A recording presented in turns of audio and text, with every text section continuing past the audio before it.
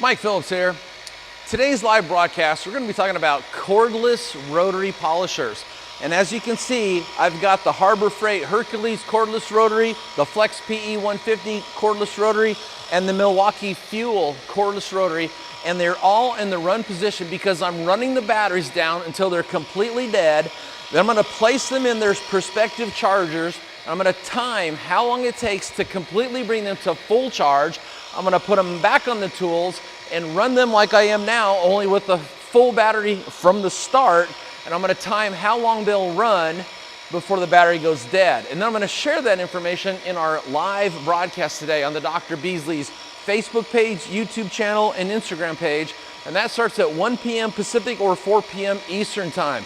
So join us. We'll discover if they've got the same power as a corded tool. And of course, I'll demonstrate them on this beautiful 1978 K5 Blazer. Hope to see you here.